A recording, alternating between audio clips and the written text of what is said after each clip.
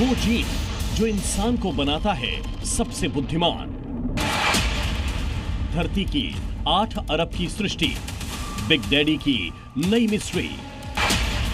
पृथ्वी पर उसके दिमाग की बत्ती कितने साल पहले जली? बिग डैडी का बड़ा राज खोलती खोपड़ी। बिग डैडी जेन ज़ी यानी कि आज की पीढ़ी में इस्तेमाल किया जाने वाला शब्द है। ये हमारी मानव जाति की सबसे नई पीढ़ी है। एक से ज्यादा भाषाएं बोलने वाली, स्मार्टफोन और एआई जैसी तकनीक का इस्तेमाल करने वाली आज दुनिया में सबसे ज्यादा आबादी इसी पीढ़ी की है। लेकिन ये पीढ़ी अपने आप में मानव विकास की एक लंबी गाथा है। आज के इस एपिसोड में हम बात करेंगे एक नए रिसर्च की, जो कि धरती पर मानव विकास की पूरी यात्रा को नए सिरे से चैलेंज कर रही है। अब तक हमें मालूम है कि धरती पर इंसानों के पूर्वज होमो सेपियंस हैं, लेकिन कुछ चीनी और ब्रिटिश वैज्ञानिकों की स्टडी ये बता रही है कि धरती पर इंसानों की कहानी 3 लाख साल पुरानी नहीं है, बल्कि इससे भी कई लाख साल पुरानी है।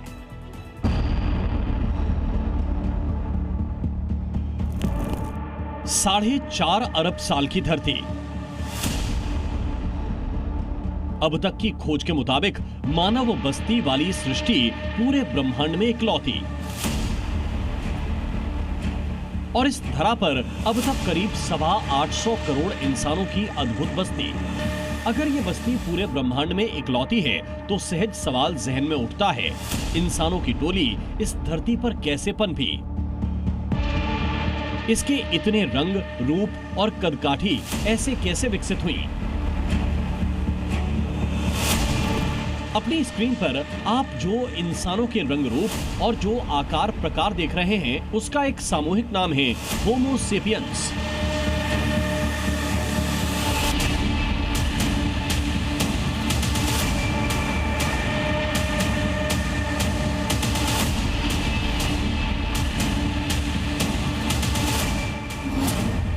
ये बात आपने सामान्य ज्ञान की पुस्तकों में भी पढ़ी होगी कि होमो सेपियंस धरती पर 3 लाख साल पुराने माने जाते हैं।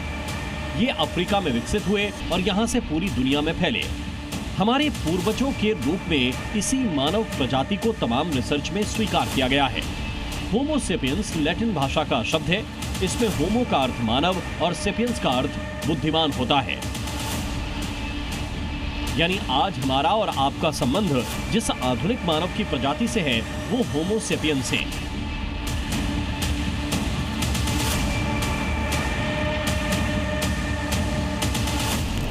इन्हें आप यूं समझिए कि जैसे कोई आपसे अपनी वंशावली समझाते हुए कहे कि वो सूर्यवंशी या चंद्रवंशी है। उसी तरह विज्ञान की भाषा में इस धरती पर आज जिस तरह के इंसानों का वास है, उन्हें होमो सेपियंस कहा जाता है। अब तक हमें ये तो बताया गया था कि होमो सेपियंस से पहले भी इस धरती पर इंसानों का वास था, लेकिन वे इंसान हम जैसे नहीं थे। लेकिन अब जो खुलासा हुआ है वो हैरान कर देने वाला है। वैज्ञानिकों का दावा, ज्ञात मानव इतिहास से भी लाखों साल पहले थे इंसान। यानी जिस होमो सेपियंस को हम धरती पर 3 लाख साल पहले विकसित हुआ मानते हैं, उससे कई लाख साल पहले ही हमारे पूर्वज इस धरती पर आबाद थे।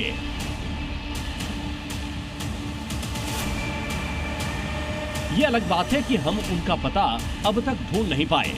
नए खुलासे के मुताबिक हम जैसे इंसान हमारी जानकारी के वक्त से भी 5 लाख साल पहले इस धरती पर मौजूद थे और वो अन्य मानव प्रजाति से घुलते मिलते रहे।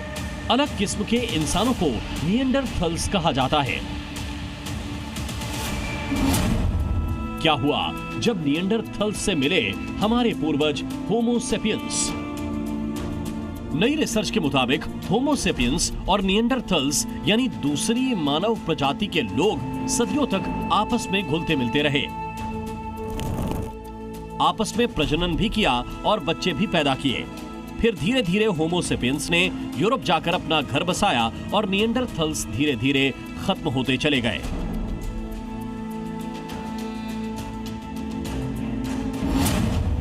40,000 साल पुरानी होमो सेपियंस निएंडरथल्स की बिछुड़ने की अद्भुत कहानी।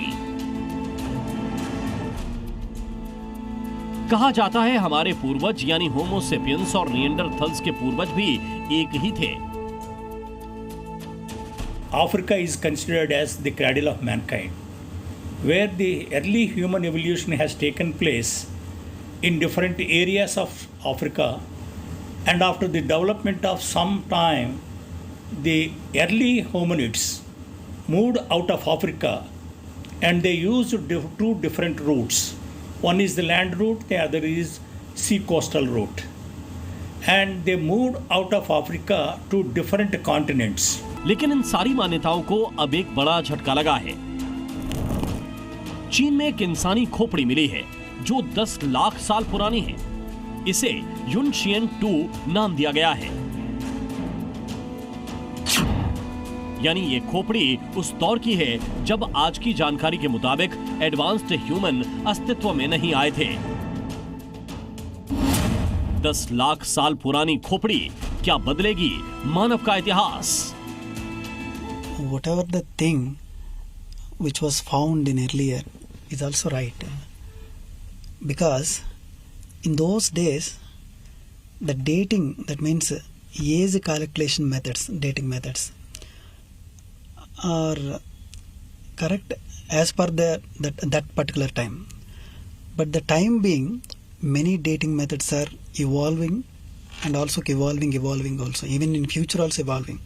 These techniques, updating techniques of those skulls and age calculations of the particular and human skulls and all is more particular than compared to that one only. So in this way, there is no any speculations and all these things.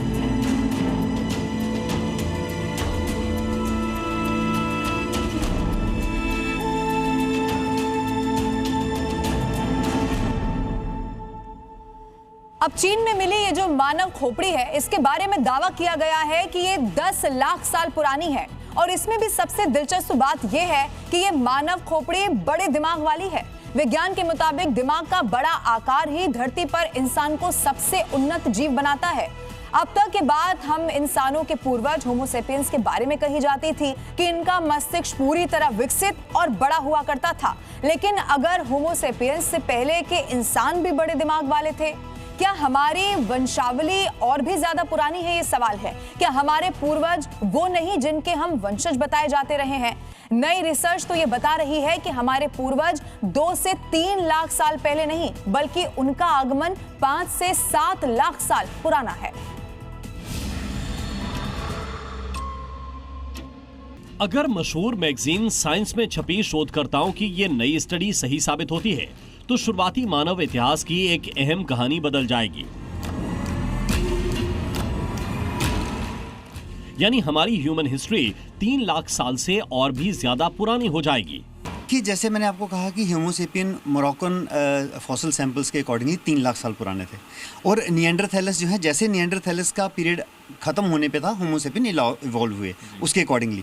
लेकिन अगर ये कह रहे हैं कि हमने इसकी as जो है वो 10 लाख साल पुरानी है, तो उसमें हमें जेनेटिक्स का एक मेन रोल है, जिसमें हम उसमें सबसे पहली बात जेनेटिक्स जब भी करेंगे उसमें हम कहेंगे डीएनए। इन फॉसिल सैंपल्स में डीएनए आइसोलेशन का एक मेन प्रक्रिया है।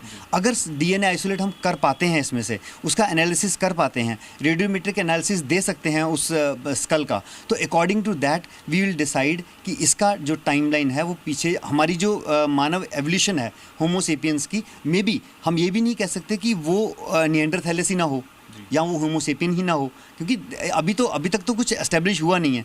तो जैसे ही हम उसका डीएनए निकाल के उसको एनालिसिस करेंगे तो फिर ही हम उसे एक निर्णय पे पहुंच पाएंगे कि क्या इसको हम पीछे लेके जा सकते हैं समय रेखा को या नहीं। इस 10 लाख साल पुरानी खोपड़ी के बारे में ये माना गया कि ये होमो इरेक्टस की है, और ये होमो इरेक्टस ही हमारे शुरुआती पूर्वज थे। होमो इरेक्टस बड़े दिमाग वाले शुरुआती इंसान थे। ये एक प्राचीन मानव प्रजाति थी जो लगभग 20 लाख साल पहले से लगभग 1,17,000 साल पहले तक रही।